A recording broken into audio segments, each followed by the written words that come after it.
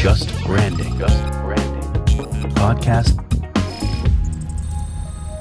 Well, hello, folks, and welcome to Just Branding. I am really thrilled this time to have with us Ezequiel Abramzon.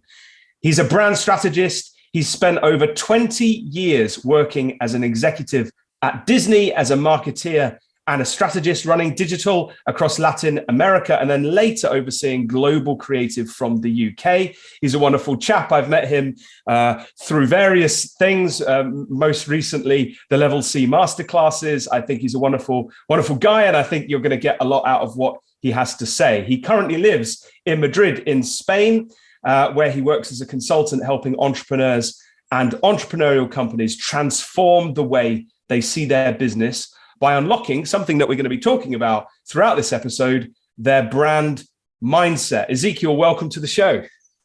Thank you guys for having. Hi, Jacob. Hi, Matt. This is actually surreal. I watched your show so many times with legends like Marty, Chris Doe, Michael Johnson, and something went wrong here because I ended up with. Well, no, not at all. I think, you're very humble, but you've got a lot to give. We've worked alongside each other through some of Marty's masterclasses, and I know the way that your brain works, and it's an interesting place. So I'm looking forward to getting it out on the table, if you like. That sounds awful, doesn't it? But getting it out on the table and dissecting it with our audience. So yeah, looking forward to that. So let's talk about, just quickly, just to kind of give folks a bit more into your background, because it's not every day you meet somebody who's spent 20 plus years, in the corporate system at a place like Disney.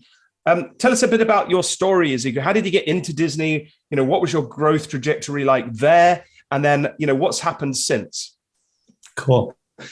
I usually explain my career in 3 acts. The first act was me as a young freelance artist and graphic designer. I started very, very early, studying fine art, illustration, animation. I did a lot of things in the arts arena when I started freelancing as a teenager.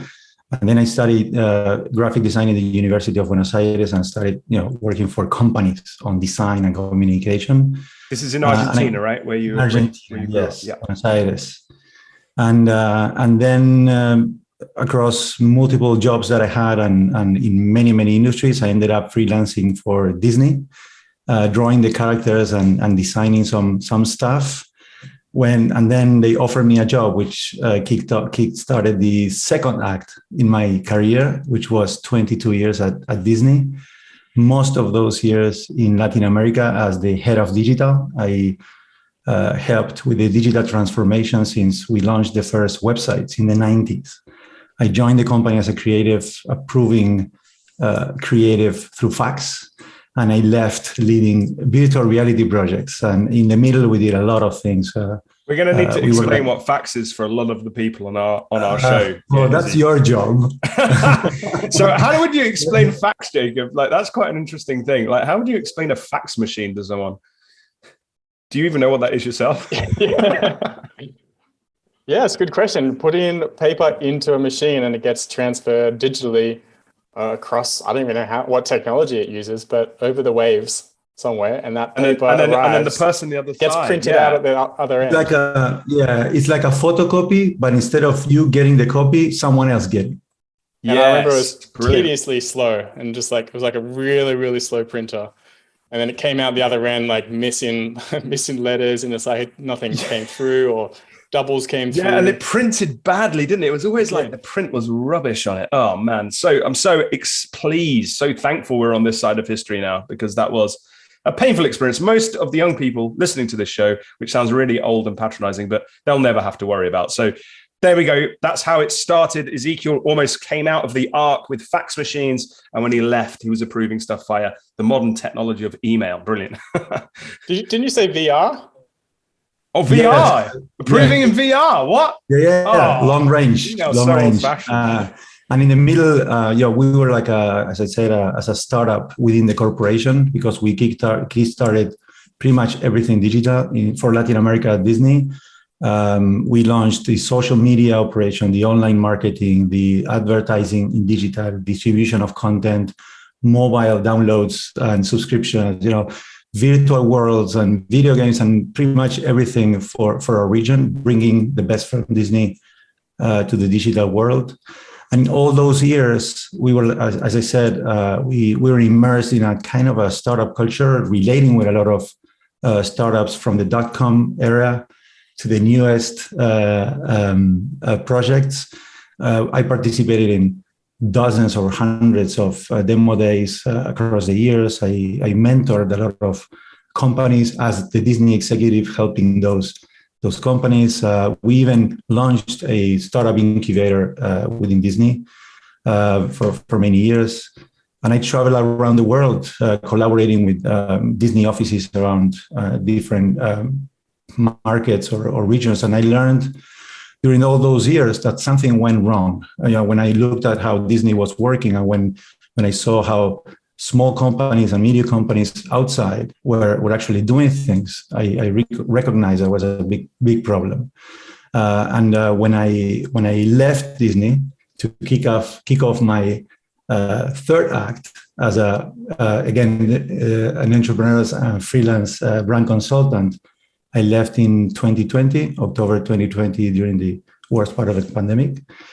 So I decided to start helping or solving that problem as a consultant. So what was the problem, Ezequiel? Yes, you're right. You just set that one up for me to ask, didn't you? I could just tell. I was fishing. So the problem was, or is, that I guess the majority of businesses don't have a strategy.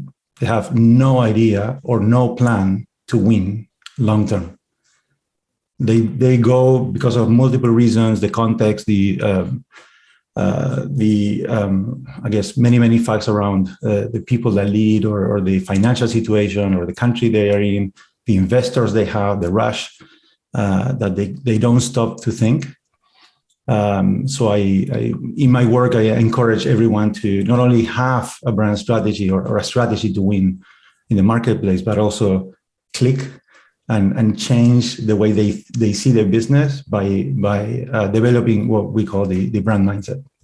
Yeah. Before we dive in, we always like to start with definitions, of brand and what brand strategy actually means to you. So how do you see it before we get into the nitty gritty? Okay. You mean definitions like a brand and... Yeah, just your point of view, your lens on brand and brand strategy. What does that actually entail for, your clients or who you work with? You're not going to get any innovation from my definitions. I love the way people define it, so I adopted them. I like to explain brand as the what people feel about a product, a service, or organization. Marty, even Matt, with the meaning people attach to things, I think is a great one as well. What else? Branding is what companies do to shape, nurture, and grow those brands. And brand strategy is the overarching plan to actually create or manage that meaning, evoke those feelings, and actually make money. Nice. And what about this idea of brand mindset? Like, obviously, you talked about the way people see things and the plan to win. Like, is there more to it than that? Like, how do you, well, first of all, what's the high level on brand mindset? And then maybe how do you break that up into components? So this is maybe silly, but I think entrepreneurs are superheroes. And I see myself as Edna Mode from The Incredibles. I don't know if you watched that movie. So I'm here to help them develop that superpower. Is she like the fashion designer? Yeah. Now you mention it. I reckon with a crop of hair and some chunkier glasses, and I love it. You are Edna. I love it. Her work was actually develop the suits for them to express their superpower. In my case, it's actually helping them develop that superpower, which is a brand mindset. That's a silly thing, but a brand mindset is for me very important, and I define it as the set of principles, beliefs, or attitudes that shape how you think about your brand and how you make decisions about your business. Right? And I'm not going to go neuroscience or psychology. You can read Carol Dweck, Mindset, the book. That's amazing. It's going to teach you about growth mindset and how that is very important for life and business. I'm talking a more superficial part of it, which is a brand focused one. So if a client asks you, what's the brand mindset? Like, how would you, simply communicate that to them? Well, I give a certain definition. I also explain so here's the way. I see brand strategy as the hardware and the brand mindset as the software, right? So as a hardware, you don't change your computer every single day, right? You buy it and you have it for 3-4 years. That's the strategy, the hard part, which is you stick to a plan for years and you try to develop things to actually achieve your goals. But then you update your software. Every single day you have something to make the performance better. So you need to make decisions all day. And that's what I believe is the software. So you need to update all the time. It's a training exercise. And I define these 6 traits that help us identify that we are actually exercising that mindset. Mm-hmm. I love that analogy. We've heard a lot of analogies on here, and I think it's a great way to communicate brand and talk about some complex things. But we haven't heard the hardware software one just yet. So it's good to hear that. All right, well, let's get into the 6 traits that you referred to about brand mindset. Sure. So should I list them and then we go one by one? Yeah, but it's first, self-awareness. You need to who you are. Customer centricity, long-term thinking, clarity, inspirational, and experiential. Those are the 6. All right, we can break them down further. So should we start at the top? Sure. Yes. So with the self-awareness, you need to know who you are, what you stand for, and within this bucket, purpose, core values, which are very attached. I tend to work core values really tied to purpose, not after the mission. We always have this order: purpose, vision, mission, and then let's talk about the values. But values are actually more attached to purpose and are a driving force for you to be loyal to that purpose, and then your objectives and your plan. The context of how, or your company or your business, political, economical, societal, cultural, legal, environmental. There are many, many things that are shaping, and you need to be aware of what's happening around your business, your market, whatever surrounds your production and the type of product you make, right? What people think about you also is something that we are going to talk about, but being aware of the situation, the strengths, the weaknesses, and more importantly, you know who you are, but you're also aware of what you are not, which is something very difficult for people to define. Yeah, it's very easy to say, yeah, we are funny, we are innovative, we are this or that, but how can we define what we are not? So it's a boundary that you respect and you also follow. I think for being really aware, you need to be data-driven, which is also something that people struggle to, looking at the numbers, because it's boring sometimes. It's difficult to read. Sometimes you have too many figures or things to look at, and you don't know how to select. So looking at the numbers, whatever it is for your business, it's important, so you are aware of where you are. Can I ask a quick question there? Self-awareness, really interesting to consider if there's any gaps. So do you ever go into organizations and, you mentioned there's a problem. I know we're in one component here, but, I find personally through my work that the self-awareness, of a lot of clients or a lot of leadership teams is lacking, right? So they might have their own view, or leaders in a leadership team might have their own view or their kind of functions view, but then awareness of what's going on across the business or in different regions across the world, that's lacking. And so how do you find that? Do you find that self-awareness is a major issue? It is, and the alignment between the self-awareness of different individuals in the organization. I know you guys talk about alignment across the teams, throughout the years.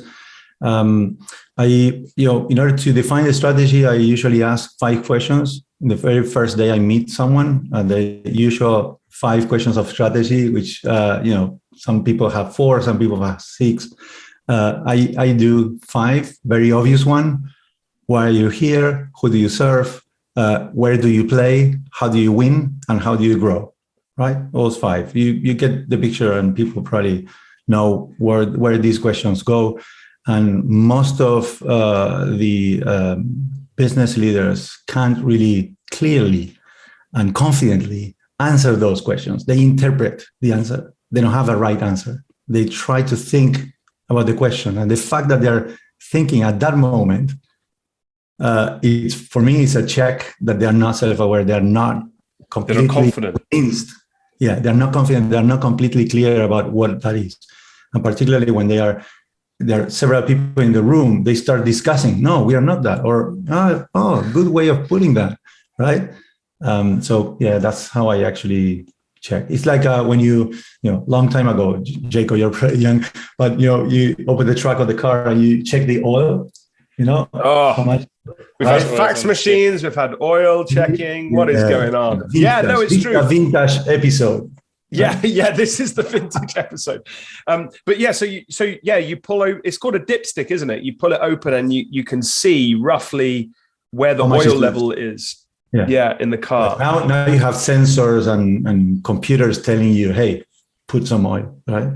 But long time ago, you actually checked that manually, and then you had to measure how much time you had. So this is kind of a check on self-awareness, I guess. So here's another quick question for you before we keep going. Just on that check front, let's say you're working with a big organization. How do you get a sense check of that? You've got lots of people, like practically, I mean, as a consultant, like how do you start to unpick that to give people a sense of how aware they are? It's a good question. I think by building a cohesive culture, you actually make people more aware of what you stand for and what you want for the business in the future.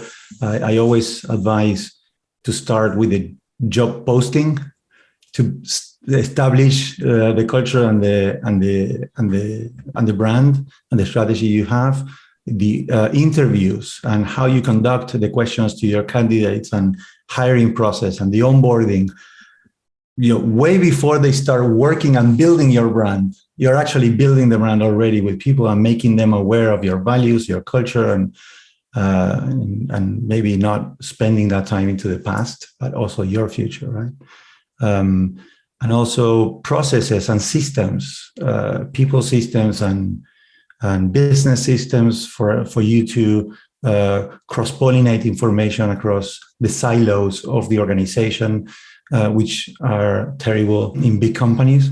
People from one area to the other are unaware of what others are doing, and they're working in the same business for the same customer, which makes no sense for me. Comes back to that alignment, right? No one's clear. There's no clarity between the team and the leaders and customers, the employees. So I was going to ask, before we move into the second part, values you talked about before, and how you work on values first before leading into, the purpose, the vision. So how do you actually have that discussion about values with, the leaders of an organization? That's a tough one because I'm bouncing right now, and I think recently Matt and I talked about this. There's a thing with us working on strategy that sometimes you think about the values of the brand that we want to establish, but sometimes there are already living values in the company that are not necessarily scanned and understood. And people from human resources would argue that we should start by reading what is in the air and defining how the culture is working instead of just imposing PowerPoint bullet points that these are our new values. So it's a very, very difficult task that we as a strategists or consultants, we need to really dig into, because we might be failing on imposing values that are not necessarily inherent to how people operate in the day-to-day. And at the same time, not just defining those values, but developing processes to identify the attitudes and the behaviors that you're expecting from people that are tied to each of those values, which is also something very important for the documents that you're going to deliver after. That, okay, if this is our value, what are we expecting to see in the organization to recognize that those values are active, working or not? Yeah, like living the brand. It's one thing to write them down in a PowerPoint, as you said, but how do you integrate that into the business? How do you live the brand? Is very, very important. And as you said, it's very complex. That's why I was curious on how you got to that point, and how you actually integrated it into business. Yeah, that's such a good point, and it's such a massive challenge. And as you say, Ezequiel and I have had a few conversations about this in the past, just obviously outside of this forum. But the thing that I kind of think is the other thing to throw on the table, if you like, is that there's the values of the culture internally, right? Which, as you say, HR people like to take a sense check of what's already there. The struggle as a strategist is we're trying to move the organization to a place of further relevance or better relevance for a customer segment, right? So if we're at point A at the moment, we need the business to begin to move towards point B. And the challenge that you've got is that there's a whole change management piece there, right? And the biggest thing is that there are things that we value, right? And rightly so, it's got to be authentic, right? But as a strategist, we're also thinking about, well, what does the customer value, right? So you've got these kind of two sides to the coin. There's the expression of the culture, which you don't want to break necessarily. And then you've got the expression of what does the customer need. And so I don't know what your thoughts are on this, Ezequiel, but it seems to me that values are only useful if we're using them, as you pointed out, to kind of think about, well, what is the outcome of our behaviors for the customer? That seems to me to be the key part of building a good brand. So there's this kind of sort of rich tapestry of thinking between there's us and what we believe and what we're going to hold ourselves accountable for, but also there's our customer and what they want and what they need and the experience that they're really expecting. And if we can exceed that and improve it, it will be, huge value to the customer. So, what are your thoughts on that? Like, how about the customer side of things as well as our own? It's very interesting. I think customers are more interested on the outcome of your values than on your values per se, right? So, for example, Agreed. We expect the innovation from Apple, not that employees are innovative, right? Yes. So I am buying the innovation, and the value that provides to me is not how people work at Apple, but the actual product and the service. So we tend to say that brand is built from within or inside out.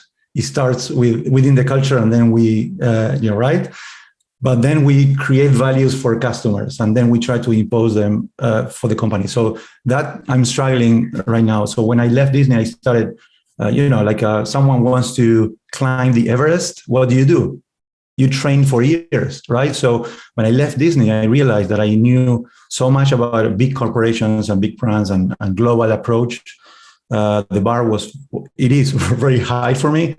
But when it comes to small companies, not everything applies. Although the example is great, but the practice needs to be adapted. So I started studying and reading hundreds of books. I did courses. I crave knowledge to actually find the best tools for what I do. And the thing that I struggle the most is how we build values. That's probably an open discussion. Well, if anyone's got any thoughts on that, jump in the comments if you're watching on YouTube, or message us on LinkedIn or whatever. We're always interested in hearing if anybody else has any other thoughts on that. I think you're right. I think it's a sticky situation. It's not always clear. It's not always simple. There is no playbook. You've got to deal with existing people, existing cultures, existing teams, and it depends on what your strategy is and where you need to orientate the business towards and the customer needs. So there's a lot of kind of unknowns, and that's the beauty of this work, right? I find anyway, is that it's just challenging, right? You don't know, you don't know. You can't just, there's no silver bullet, to plug into your brand gun to shoot at somebody and done. And the other kind of thing just to throw into the mix in terms of complexity is I often find it's never really done, right? So you could be working with a business for a couple of years, but then the market context changes. So you then have to rethink certain things, and you've got to be self-aware around what's happening around you, like you said, Ezequiel. So hugely complex, not easy, but the principles of values and purpose for me are helpful in order to make decisions and to assess how we're doing. So great. All right, let's how about we dive into the next one? What was the next? I mean, hopefully we won't spend all that time on every single one. Ezequiel's thinking, flipping out, I'm going to get a grilling here. I opened a can of worms with the values conversation. You did, Jacob, but that's what you do best. There's worms, there's cans, and Jacob's the opener of. So what we'll do is we'll move into the next one. Ezequiel, what is the next one? Remind us, and then talk to us about your approach. Customer centricity. So putting customer in the center. That's another one that we tend to say, put on the PowerPoints and the presentations and the keynotes. We talk about this, but how do you execute it? And what are the attitudes and the behaviors within the company or the business that you need to have? So first of all, is an obsessive level of detail to understand what's the problem that you're solving. That it's also, I believe that by understanding the right problem, you have 80% of the solution. I think someone very smart says something like this. And putting customers in the center of every decision that you make in your business and in your strategy and in the meetings.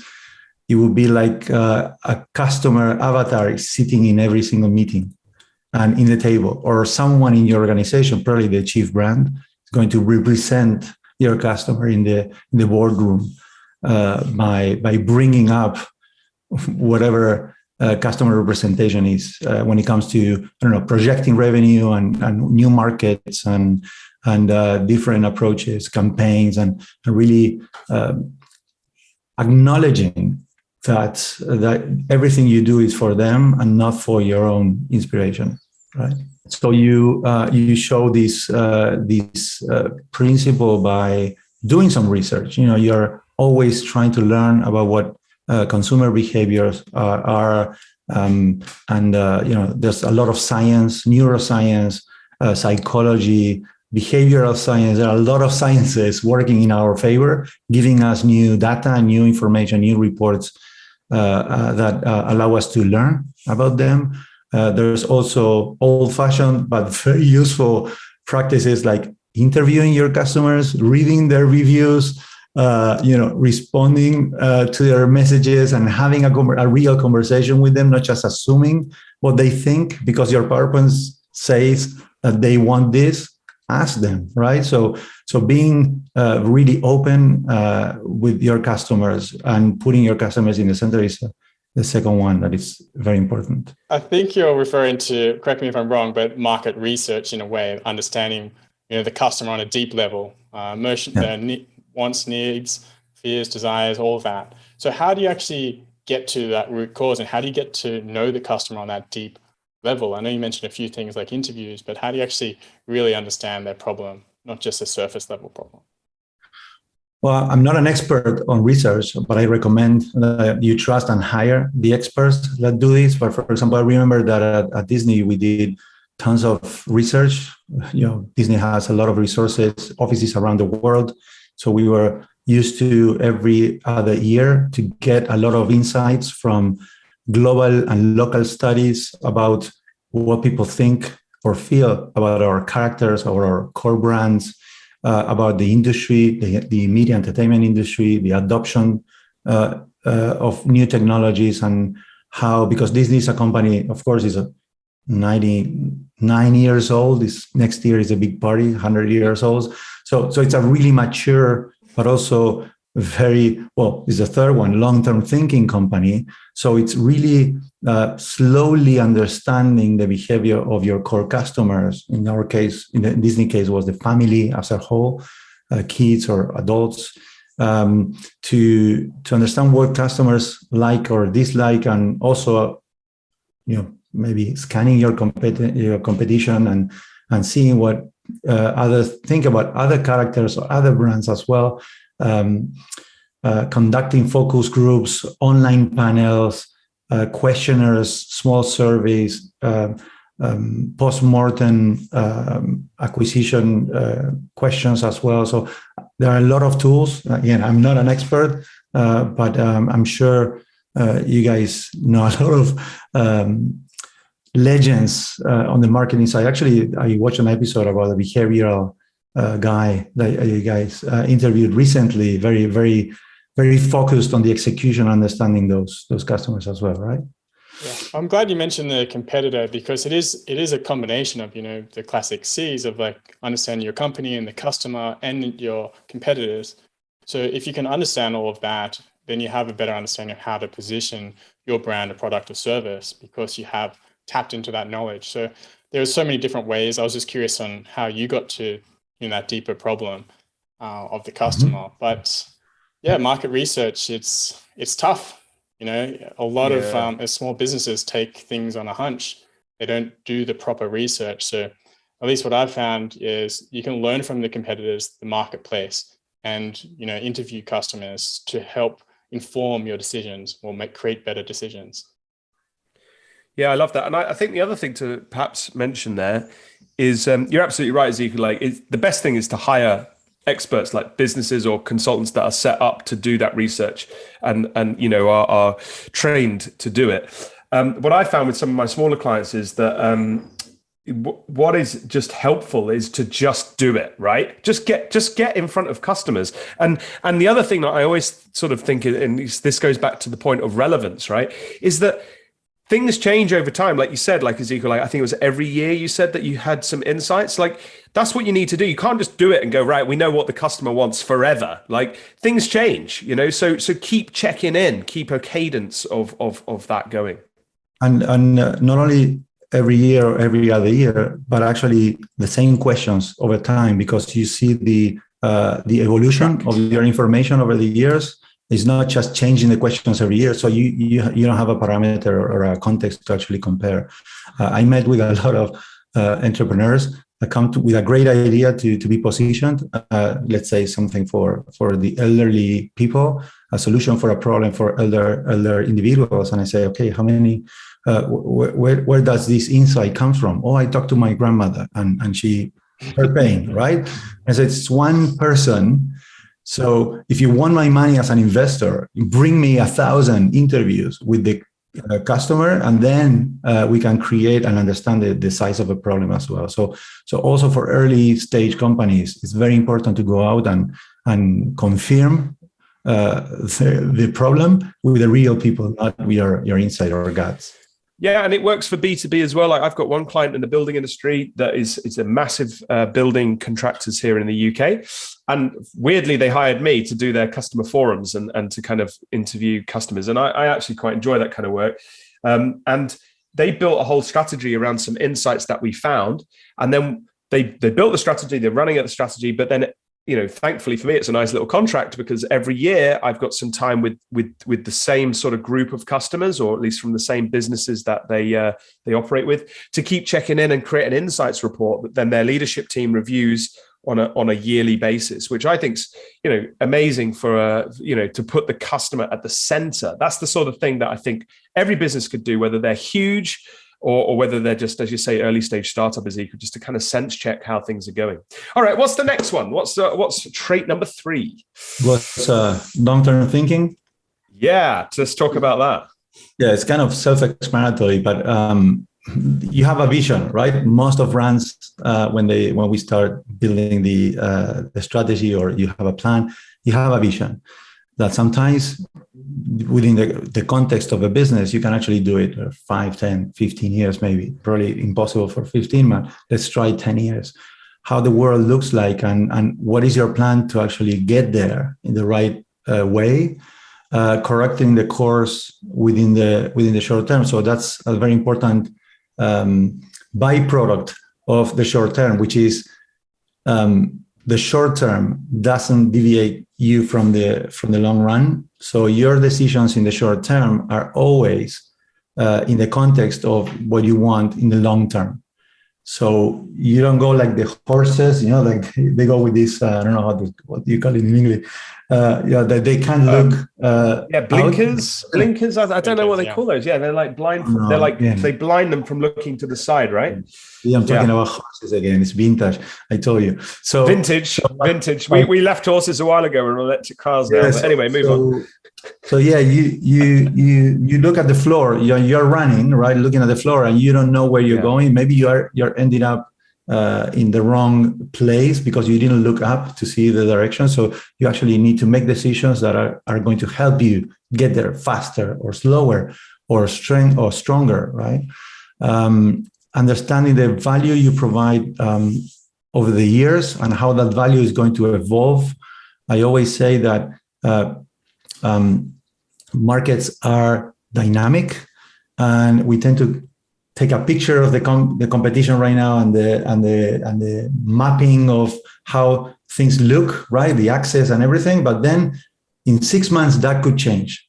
But we put it on the plan, and then we go for that. And after 3 years, we didn't look at that, and the market changed. New players and new subcategories or the value that customers see in that market or that category changed and moved away. I always give the example of a zoo.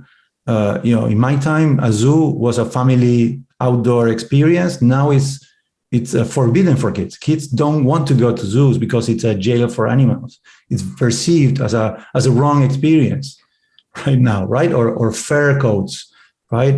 It's a dead animal that you're wearing now. But in the past, it was a status sign. So value changes with time, and you need to really think and assess how that evolves with time. And just to draw on your Disney experience, and you said they were, a very long-term thinking company. So I'm just curious to, what were some strategies that they implemented to ensure that they're always on point and they're, looking into the distance without those blinkers? Many examples. So Disney wouldn't be where it is if it didn't adjust. First, think long term, right? We tend every year we tended to assess a 5-year plan. We, as managers, I was a general manager of a business, P&L responsibility, and I had to explain to my superiors, global executives, how I was thinking to make money in the next 10 years. There are equations, there are multiple factors around it. But in the digital business, it's very difficult to project 10 years, but I had to. That was the exercise. But in the movies or in the parks or every business, we had to present a plan and actually explain reasonably how are you going to achieve those objectives, right? Based on the research, the past businesses, things that are having that we're going there. But if you look back, the experience in the parks was very different from the ones we have right now. Now we have bands or wrists that you can pay everything, that you can actually secure your itinerary so you make less lines. Before wasn't there. Innovation happened all across the company, and it was planned in a way to make improvements, to learn from the information that we had, and we discussed this with the guest just recently about Disney's innovation. The same story about the bands, but it's thank you for sharing that insight. Did you want to go into number 4? So you need to be resilient. So in other words, you have a plan long term, but things change. So you need to adapt to that change and move on, and have patience. Don't rush it. Think long term is actually not rushing. It's living it the way it is, talking to your investors if you're a startup to trust you and wait for the market to evolve and following the trends in the right moment. So the next one is clarity, being clear, which is something that every business person needs to have, particularly the ones that is leading a brand. So you are self-aware and you know where you want to go and you know who's your customer. Now you need to express that very clearly. What's your uniqueness and what's the value that you provide to them? What's your position in the marketplace? Who's competing with you? You need to have that clarity and express it. You have to have a plan to communicate that? What's the messaging? What are the resources that you have? All of these tools that are available for you, and clearly, why do you need this? How are you going to use it? What are you going to say? Where are you going to say it? To whom? Right? With which languages? Which pictures? The definition of everything you need, it needs to be clear. So sometimes in the interviews or during the process, I ask questions and people look at them and say, oh, I don't know, where is that? No, it has to be clear. The clearest you are, the better for the business as well. That's one of the things that I try to work with. You rattled off so many big topics there, positioning and messaging and value and, differentiation or uniqueness.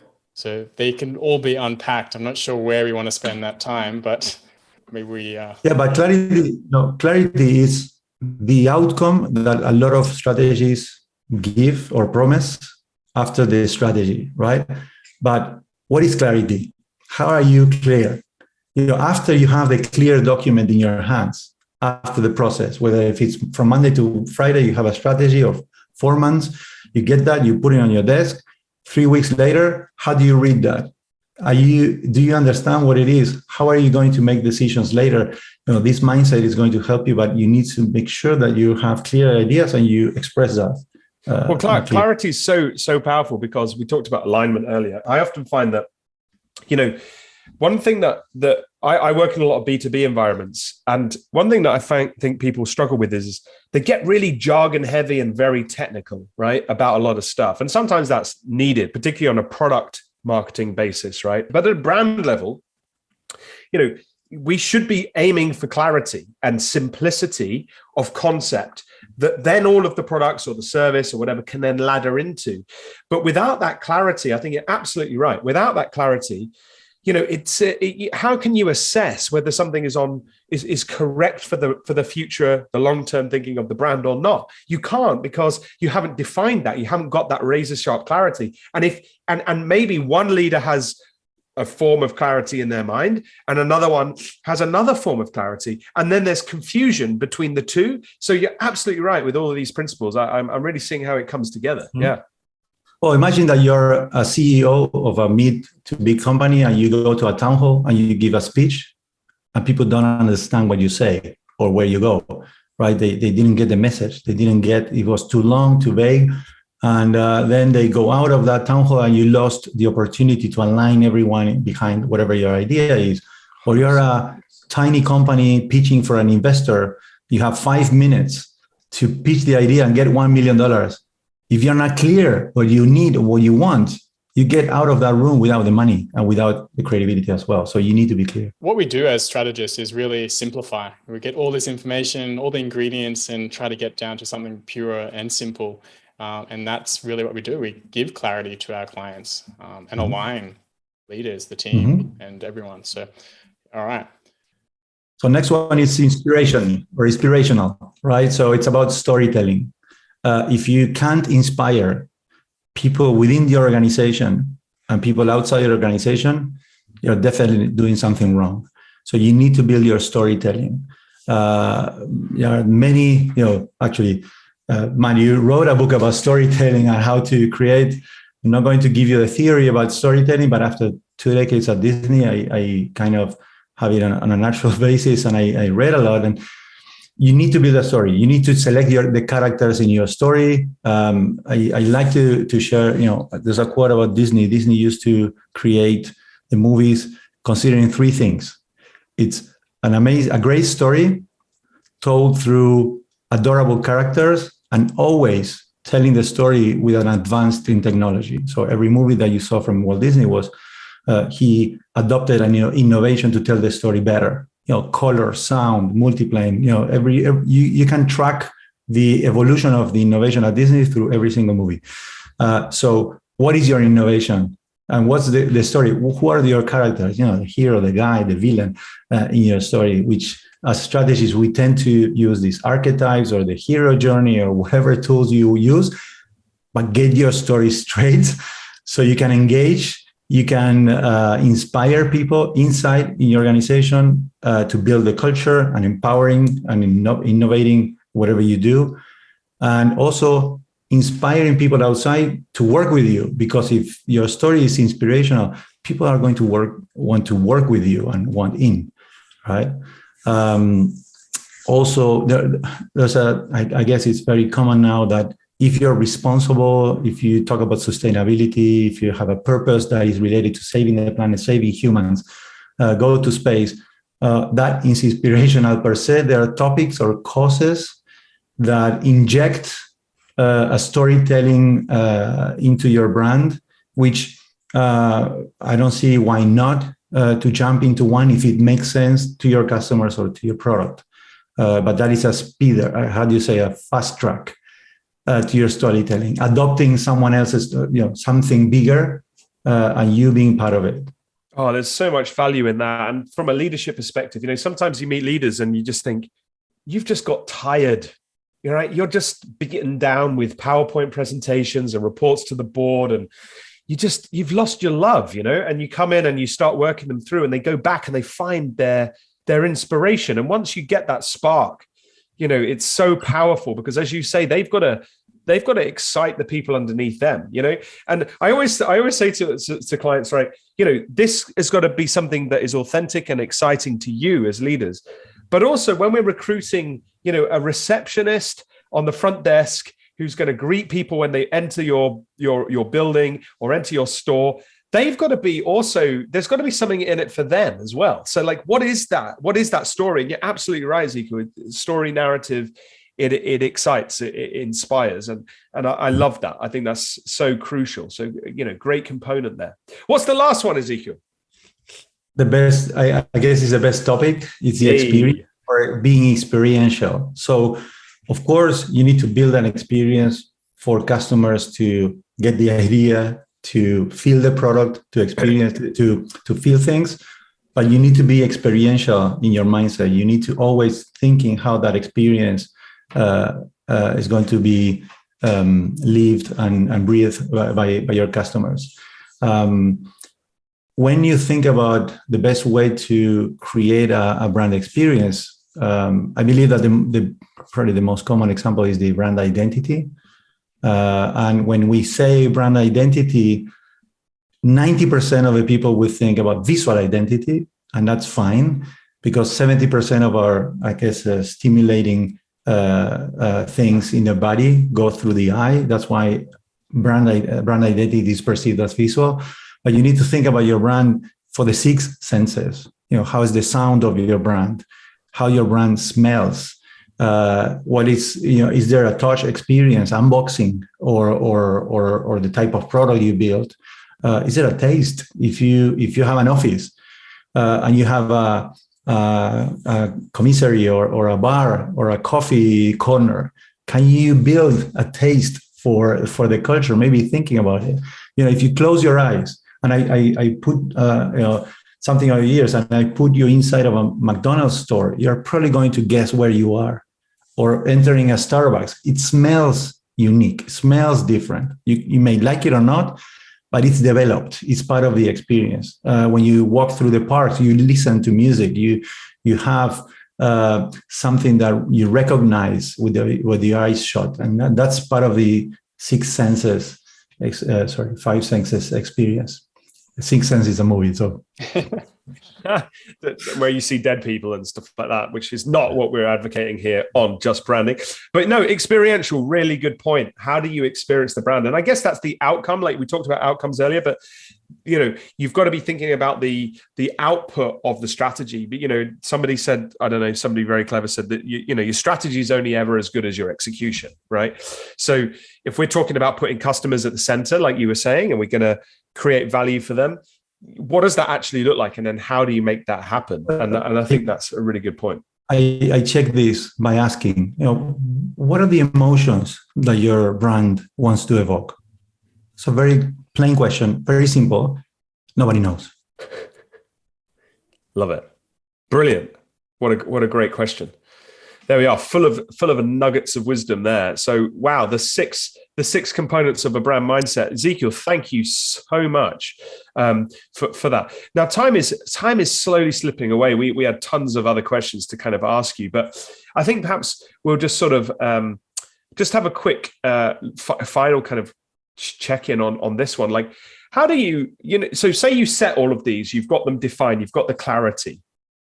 Going forwards into the future, how do you ensure that, say, leadership teams, they keep their mindset on track, they keep referring back to these things, they keep them alive? Because one thing is the excitement, the inspiration over something initial, but how does it keep going over? Look at Disney, for example. They've kept going for 100 years, as you say, and they always still feel it's fresh, still feel inspirational, still feel they're putting out experiences which are still relevant to people. How does that keep going? Where do we get the longevity from? What are your thoughts kind of on that? And then we'll sort of wrap up.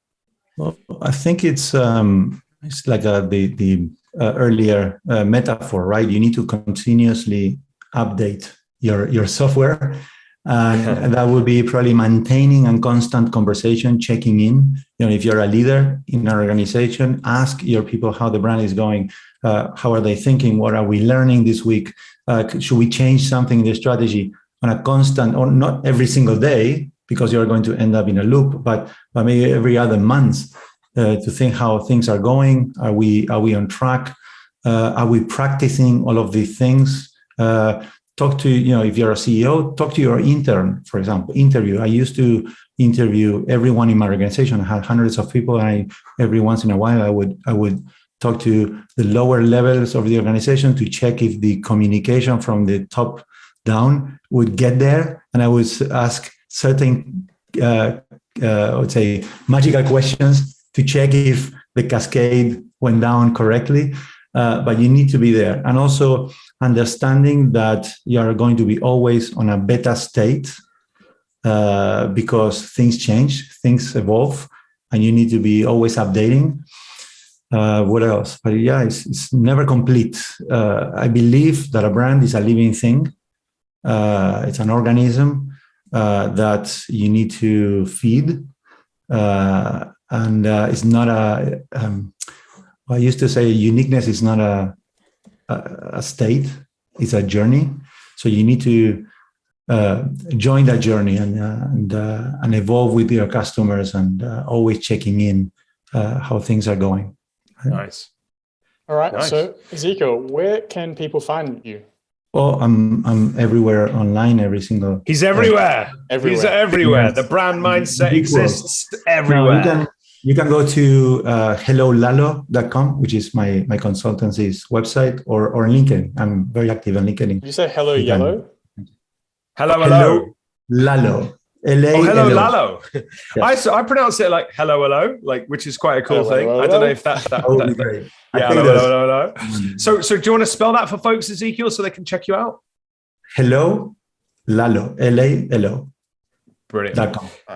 I was going to say one other thing as well, because I know stuff about you that you've not mentioned, and you are an artist as well. And you have an artist studio. I know we've not touched on that. Do you want to just drop that? Because I think people will be interested in your art. So just drop that one.